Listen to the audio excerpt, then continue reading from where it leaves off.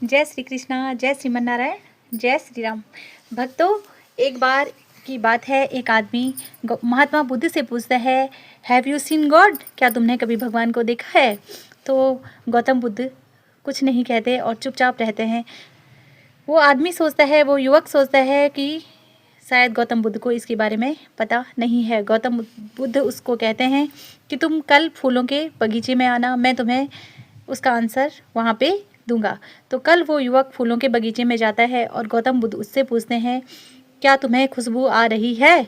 तो वो युवक बोलता है, हाँ, सुगंध तो बहुत ही अच्छी है और बहुत दूर दूर तक महक रही है इस बगीचे की सुगंध। तो महात्मा बुद्ध कहते हैं, क्या तुमने सुगंध को देखा है?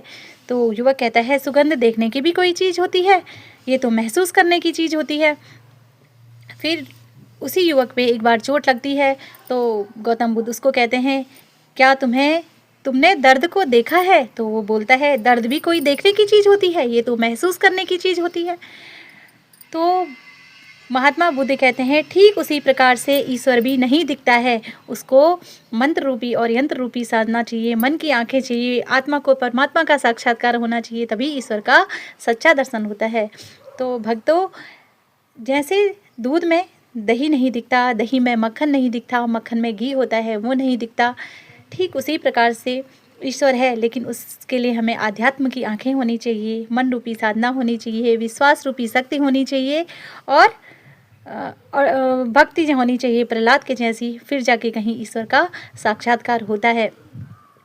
भक्तों, एक बहुत अच्छी कहानी आती है। एक सेठ और सेठानी रहते हैं और वो क्या करते हैं, रोज़ सत्संग जाते हैं, रोज़ वाणी सुनते हैं कि व्यास जी क्या कह रहे हैं, रोज़ सुन के घर आते हैं। और उनके पिंजरे में एक तोता रहता है जो रोज़ बोलता है, मुझे कब छुड़ाओगे, मुझे कब छुड़ाओगे, मुझे। और वो संत के पास जाते हैं और कहते हैं कि हमारे घर में एक तोता है, तो वो कब आज़ाद होगा। और संत सुन के बेहोश हो जाते हैं। जैसे ही फिर वो वहाँ से आते हैं, कथा सुन के आते हैं, तो फिर तोता पूछता है कि सेठ जी, मैं कब आज़ाद होऊंगा? तो सेठ जी कहते हैं, जैसे ही मैंने संत से पूछा है कि तुम कब आज़ाद होगे, सेठ जी तो बेहोश हो गए, शायद तुम्हारे नसीब में आज़ाद होना नहीं है। तो फिर वो संत के पास दूसरे दिन क्या करता है, जो वो तोता रहता है वो फिर बेहोश होने का नाटक करता है और सेठ जी उसको मरा हुआ सोच के पिंजरा खोल देते हैं और जो तोता था वो भाग जाता है।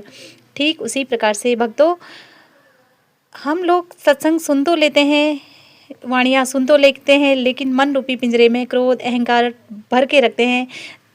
सत्संग सुनने से कुछ नहीं होता,